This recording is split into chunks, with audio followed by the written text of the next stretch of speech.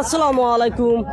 আমি এখন দাঁড়ায় আছি নাগেশ্বরী উপজেলা নারায়ণপুর ইউনিয়নে। এখানে মহা 26শে মাস আজকে উপলক্ষে এখানে মহা স্বাধীনতা এখানে দিবস পালন করতেছে। অনেক অনেক এখানে দোকানপাট অনেক জিলেপি বাঁচতেছে।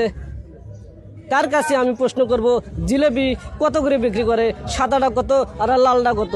দেখা যায়। আসসালামু আলাইকুম। ওয়ালাইকুম আসসালাম ভাইয়া। আপনি ভালো আছেন? আলহামদুলিল্লাহ আমি ভালো আছি।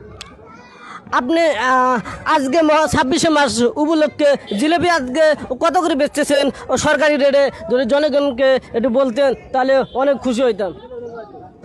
গুড়ে জিলেবি এসছি 200 টাকা কেজি, আর চিনি জিলেবি হলো 180 টাকা কেজি। অনেক সুন্দর। তিনি 200 টাকা করে বিক্রি করতেছে।